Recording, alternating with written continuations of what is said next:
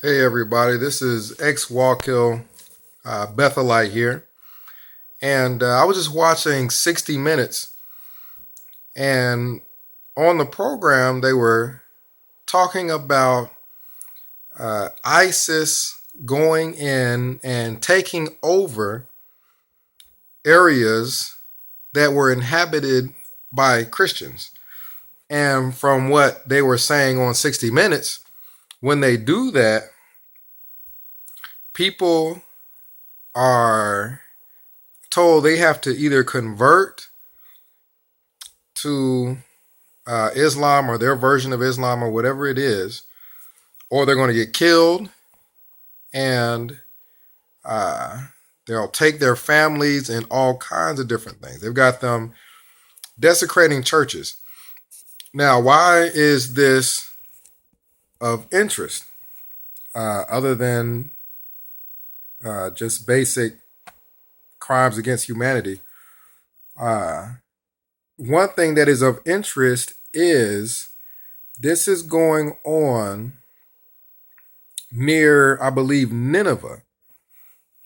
And the church that they desecrated and took pictures of them knocking the cross off of the church and everything is supposedly one that goes all the way back to the 4th century,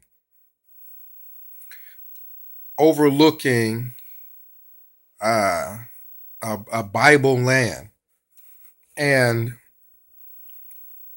the concept, while I was watching the show, the concept of what we were taught as Jehovah's Witnesses, that there was a great apostasy. And I think a lot of churches teach that there was an apostasy, that somehow all of Christianity apostatized, or that there were wolves in sheep's clothing and, people that took advantage of others. And somehow this happened on a global scale because supposedly the apostles traveled all over. Christianity was spread all over. You guys remember the scripture about the Ethiopian eunuch and him getting baptized. So obviously he goes back to Ethiopia and I guess spreads Christianity there also. So if Christianity is growing all over the world simultaneously, how could it possibly be that it all just apostatized all over the world, all simultaneously as well? That's something that I'm trying to wrap my mind around. And I guess there's a book on it. I may have to check out that book. But here's the problem: the man on 60 Minutes looked like he was Orthodox or Catholic, one or the other. And one thing about the Orthodox and Catholic Church is that they do a lot of ritualistic things over and over and over again. They read prayers. That's something that may be different for a Baptist or a Pentecostal or someone that go to a Catholic church and see everyone reading a prayer.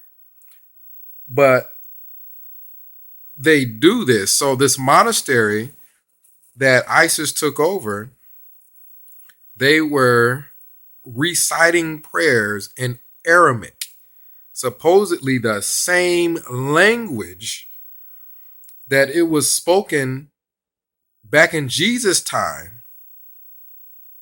It'd been handed down from generation to generation, and they're still speaking Aramaic. They're still reciting these things in Aramaic. So a major part of ancient churches like that is tradition. And there is a lot of value put on not changing anything. In this church, they've got writings going all the way back to the 1st century from what they were saying, unless they're lying for whatever reason. They're showing the books on 60 Minutes from 500 years ago and things like that. So they keep old writings And there's a high value put on not changing anything from the way it was done originally.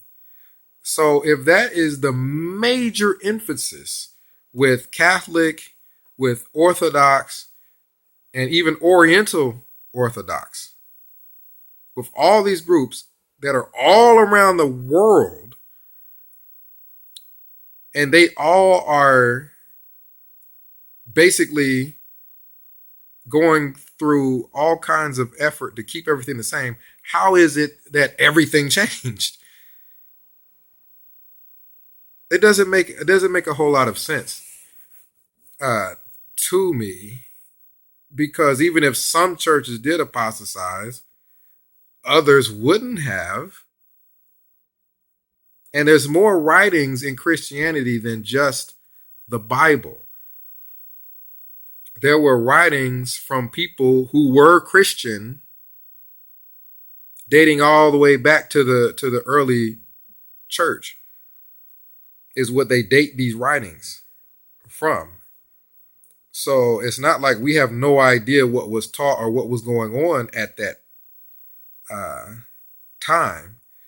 And I don't know that in any of these writings, anybody is talking about, hey, there is this global, worldwide thing going on where every church is going against doctrine. How did even if there was a great apostasy, people would know that there was a great apostasy and write about it.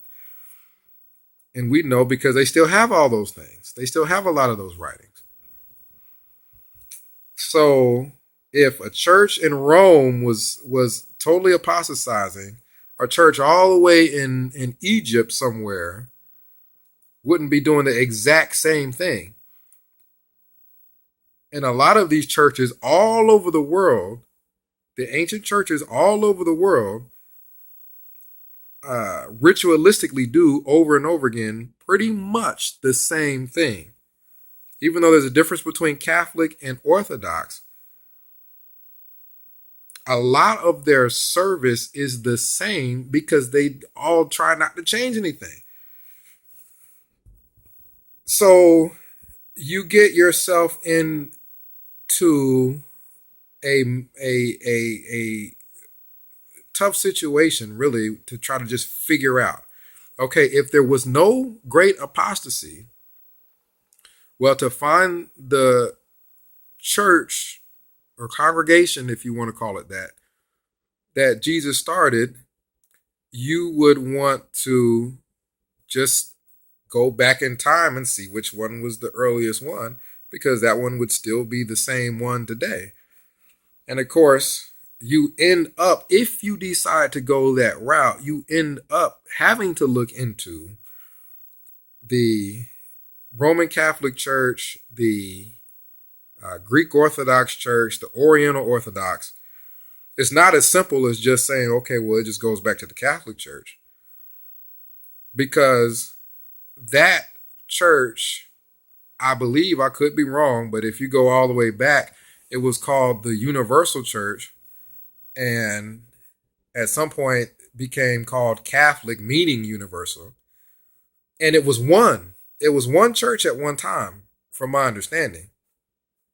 But then there was a split, I believe, between the church in Rome and the church in Constantinople.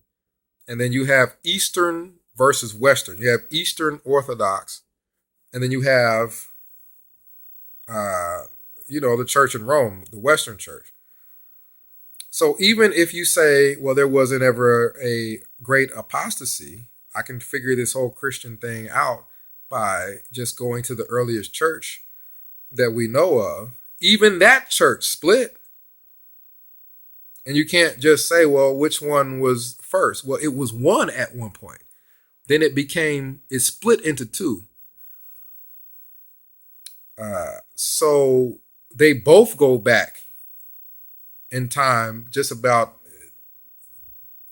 the same. So, man, I mean, it's something that's very difficult to figure out, because I was walking home and I bumped into a Mormon group of missionaries, and they were talking to me about uh, an apostasy happened, and then Joseph Smith prayed and asked which church is true, and then God told him that basically none of them were, and then he's going to just start a new one. And I'm asking them, well, how do you know that? Just because Joseph Smith told you that, is that what you're going by? And I told them about what I just saw on 60 Minutes. There's people that are reciting the same things that were recited back in Jesus' time, and they're still saying it in Aramaic. So how could it be ever have gotten changed when these people are keeping watch over this stuff and guarding it with their lives almost? And I guess what the Mormons were, the people that were LDS were saying pretty much goes back to, well, I know it's true because it feels good to me. And of course, a lot of things in their church would feel good. A lot of the doctrine would feel good, would make you feel good, would make you want it to be true. Like, for example, they teach that marriage is eternal, that you, after you're dead, I believe, you're still married and you're still together in the spirit realm somewhere. You're going to be together with your whole family there. Versus what some scripture says with regards to people, not being given in marriage when they're a spirit or an angel or whatever.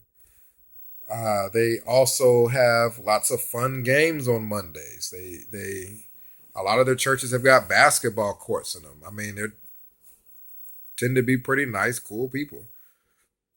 So obviously, you would want something like that to be true, and you would be looking for evidence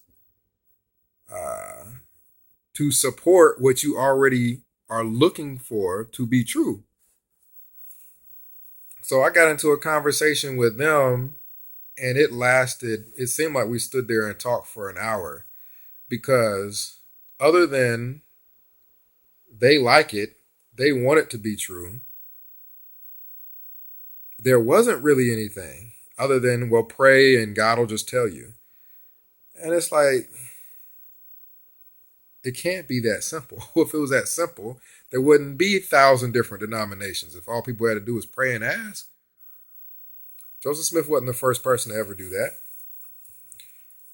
So this great apostasy thing, I mean, it doesn't make sense to me that God would literally have to get to the point where he would have to start over. Okay, Charles Taze Russell, I'm going to have to start over with him and pick a date. And during that date, pick a church that's existing and decide I'm going to work with just that one church and not any other church. I mean, you guys have to let me know if the great apostasy concept makes sense to you, that somehow everybody just was all tricked or something, and somehow all of Christianity was corrupted. And then that God spoke to someone and straightened it all up at a much later date. And everyone is supposed to follow that particular church's doctrine. It's amazing how complex and circular a lot of the logic is when you're trying to just figure out religion and make sense out of all of it. So you guys let me know what you think with regards to the great apostasy. Was there a great apostasy where there was no truth, there was no church that was teaching what Jesus taught anymore? because the apostles died, and the people that the apostles taught, I don't know, somehow they just, I don't know. Does that make sense to you? If it makes sense to you, go ahead and comment down below and we'll try to discuss it. But if you don't believe that there was a great apostasy, how do you avoid having to choose between the oldest churches, which is Catholic, Orthodox, Oriental Orthodox? If there was no apostasy, then it would still be the same churches that were around back during that time that survived to our time. Or else you got to get into this invisible church type stuff where there's just no organized group, just people that have always just somehow gotten true teaching, I guess just from reading their Bibles at home or something. I don't know. This is complex. So this is X Walk Kill Bethelite signing out. You guys let me know what you think about the great apostasy concept.